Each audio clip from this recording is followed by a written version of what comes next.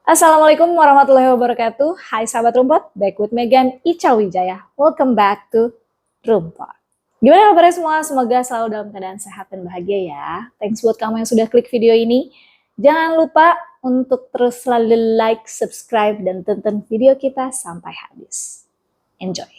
Well, episode kriminal malam ini, gue akan bahas kasus yang sangat mengerikan dan cukup mengenaskan. Jadi kasus ini tuh salah satu kasus terbesar yang pernah ada di Hong Kong dan sempat menggemparkan dunia. Dan tentunya karena kasus ini sangat grafik, yang pastinya sangat mengganggu sekali untuk kalian semua tonton, jadi gue minta kebijaksanaan kalian dalam menonton. Oke, agak berbeda dari kasus kriminal yang sebelumnya guys. Jadi malam ini gue akan membahas sebuah kasus yang dimana kasus ini tuh kasus penyiksaan hingga pembunuhan keji yang dialami oleh seorang wanita muda asal Hong Kong yang ternyata kematiannya ini berhubungan dengan sebuah boneka Hello Kitty. Kira-kira ada yang bisa tebak cluenya? Kita akan bahas siapa, kenapa, dan semengenaskan apa.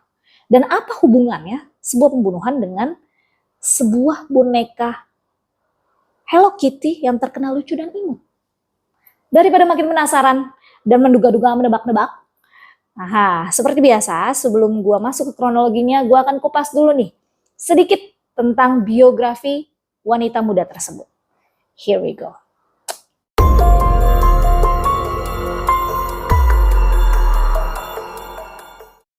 Fan Man Ye adalah seorang wanita muda asal Hong Kong yang berusia kisaran 20 tahunan. Yang berprofesi sebagai seorang hostess. Lagi-lagi hostess guys. Dia ini salah satu hostess di klub malam yang berada di Hong Kong. Kehidupan masa kecilnya diketahui cukup rumit guys. Karena sejak kecil Man Ye ini udah ditinggal sama kedua orang tuanya. Dan dia ini harus besar dan tinggal di sebuah panti khusus perempuan. Seiring berjalannya waktu ketika dia beranjak dewasa guys, tentunya dia udah gak tinggal lah ya di panti tersebut. Dan akhirnya dia ini memutuskan untuk tinggal di jalanan secara bebas. Dan karena cara hidupnya yang bebas, akhirnya si Man Ye ini terjerembab asik. Dan mulai ketagihan sama sebuah narkotika yang berjenis sabu. Dan karena harus mencukupi kehidupannya guys, Man Ye ini mulai bekerja sebagai wanita penghibur, yaitu sebagai seorang hostess. Ya, seperti yang kita tahu, memang pekerjaan itu tidak baik. Tapi itu adalah pilihan hidupnya. Karena kita nggak pernah tahu nih, bagaimana kerasnya perjalanan dan situasi kehidupan yang dia hadapi pada saat itu. Ditambah lagi nih, Man Ye ini diketahui memiliki seorang anak laki-laki yang masih sangat kecil. Jadi pastinya dia ini memiliki banyak kebutuhan untuk menghidupi dirinya juga anaknya. Dan seperti yang kita tahu guys, Hong Kong ini juga merupakan salah satu kota yang sangat kompetitif, yang dimana di sana banyak sekali tempat hiburan malam yang cukup populer dan ramai. Itu dia sedikit biografi tentang Fan Man Ye. Sekarang kita moving on ke kronologi. Here we go.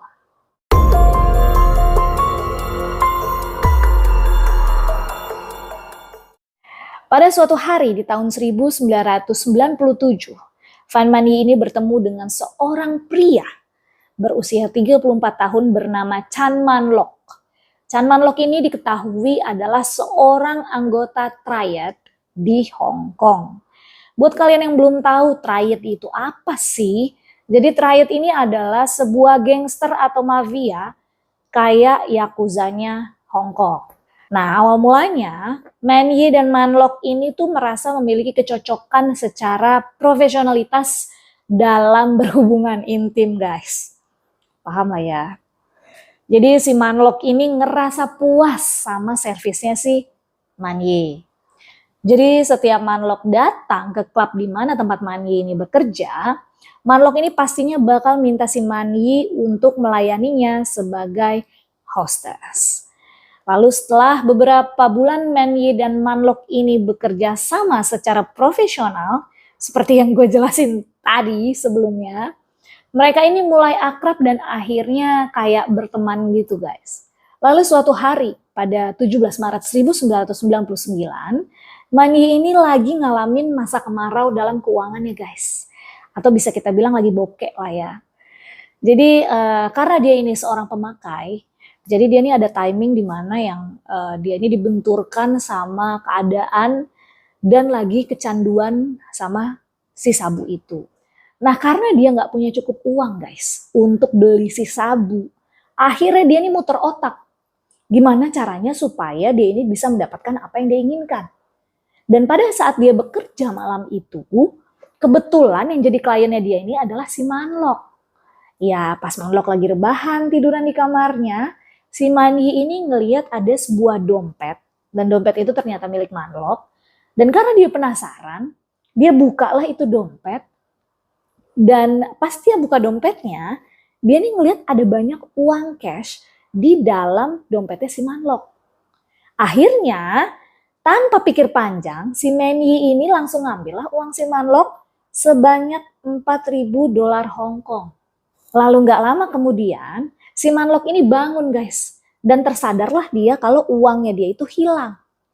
Pas dia sadar, dia langsung ngamuk seada-adanya, dan dia langsung manggil 3 orang temannya, yaitu Leng Sing Chok yang berusia 27 tahun, Leng Wei Lun yang berusia 21 tahun, dan pacarnya si Wei Lun yang bernama Ah Fong. Yang kalian tahu guys, ternyata dia baru berusia 13 tahun. Ayayay, masih bocil. Kemudian keempat orang ini langsunglah bergegas datang ke kamarnya Man Yi untuk ngelabrak si Man Yi. Nah karena si Man Yi ini baru banget ngambil uangnya, jadi uang itu tuh belum dia pakai sama sekali guys. Karena Man Yi yang udah ketakutan ngelihat wajah mereka semua nih marah banget, terutama si Manlok. Akhirnya dia memutuskan untuk ngembaliin uangnya sambil minta maaf ke Manlok. Nih, gue balikin duitnya. Dan bahkan kalian tahu guys, sampai ditambahin duitnya sama si Man Yi 10.000 dolar Hong Kong. Coba. Tapi karena si Manlok ini udah marah dan udah kesel banget dan ngerasa nggak puas, dia bilang lah nih ke Man Yi untuk nambahin lagi uangnya sebanyak 16.000 dolar Hong Kong. Lintah darat kau. Nah karena si Man Yi nggak punya uang sebanyak itu, si Manlok ini ngerasa nggak terima guys. Dan akhirnya dia dan ketiga temannya nyulik si Man Yi ini, terus dibawalah si Man Yi ini ke apartemennya si Manlok yang berada di daerah Shim Sa Tsui. Jadi awalnya guys, Man Yi ini tuh diculik tujuannya untuk dijadikan sebagai hostess pribadinya Manlok secara gratis supaya sepadan untuk menebus uang yang udah dia curi. Yang padahal kayak yang tadi gue bilang, duitnya udah dibalikin, ya nggak jadi diambil. Malah udah ditambahin, udah dilebihin sama si Man Yi. Well, dan di sini nih guys, awal mula hal tragis itu terjadi. Dimana ketika kita merasa sedang kalut dengan emosi, penuh dengan rasa kuasa, akhirnya tanpa kita sadari kita ini bisa ngeflip atau berubah jadi seorang monster yang sangat mengerikan. Dimulai dari niat awalnya yang hanya menculik Man Yi untuk dijadikan sebagai hostess pribadi, perlahan ketiga teman Manlok ini mulai menyiksa Man Yi yang dimana setiap harinya semakin parah dan semakin menggila. Selama disekap, Man Yi ini disiksa dengan cara-cara yang sangat mengerikan. Awalnya nih guys, dia ini disiksa dengan cara ditusuk, dibakar kulit tubuhnya, dan telapak kakinya. Manlok dan ketiga temannya ini membakar Man Yi dengan melelehkan sedotan yang mereka bakar dan meneteskan plastik yang mendidih ke kulitnya Man Yi. Bahkan guys, si Ah Fong, bocil yang berusia 13 tahun tadi, yang pacarnya si Wei Lun ini, dia ini cerita kalau dia ini nuangin minyak cabe ke luka bakarnya Man Yi dan juga ke matanya Man Yi. Selain itu, Man Yi ini juga digantung di langit-langit dengan sebuah kawat dan mereka berempat, si para gangster ini, mukulin si Man Yi dengan menggunakan pipa logam dan balok kayu sampai tulang-tulangnya si Manyi ini patah dan kepalanya Manyi berlumuran darah. Gak hanya itu guys, Manyi ini juga sempat dipaksa untuk minum air kencing, air seni ketiga orang gila ini dan memakan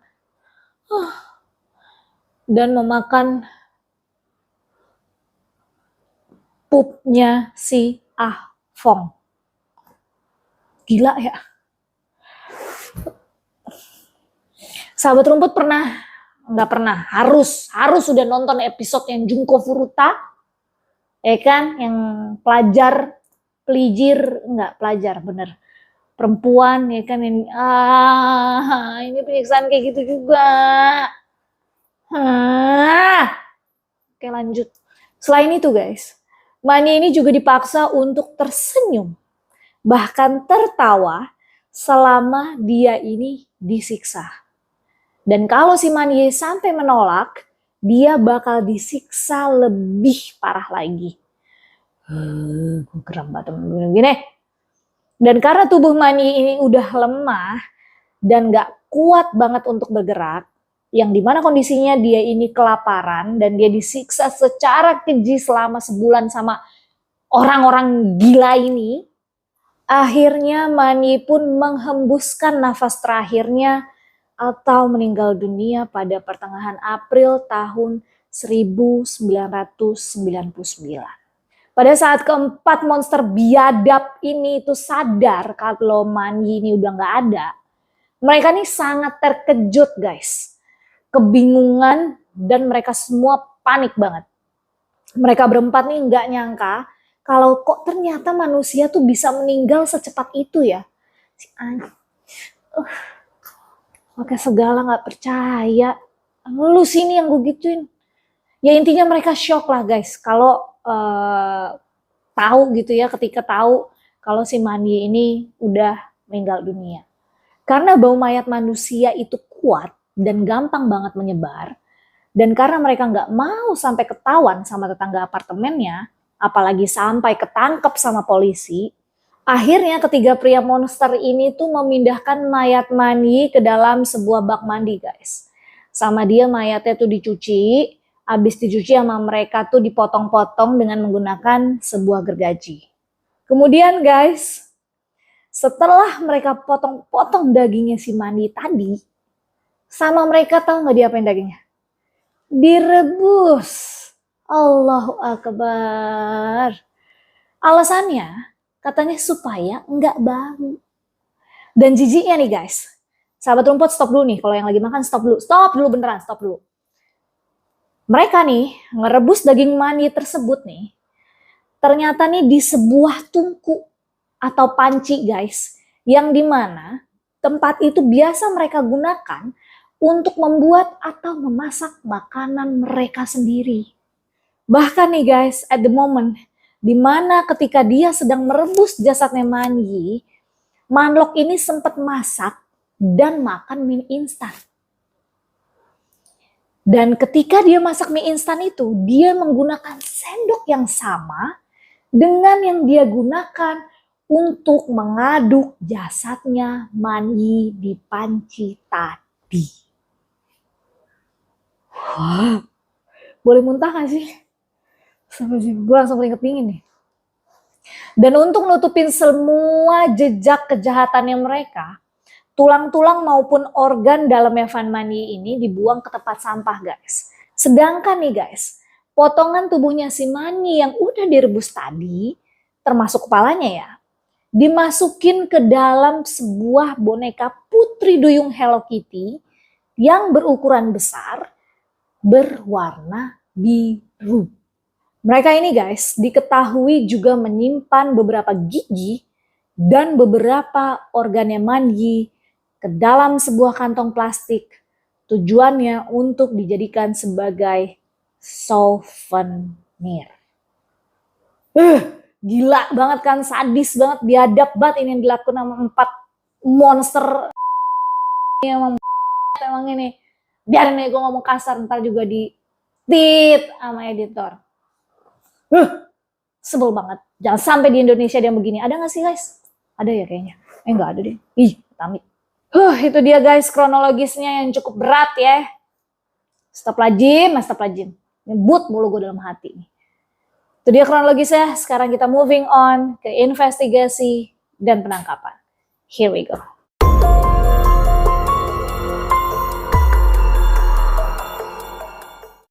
Oke, jadi investigasi ini dimulai pada Mei tahun 1999, berawal dari sebuah laporan yang diterima kepolisian Hong Kong.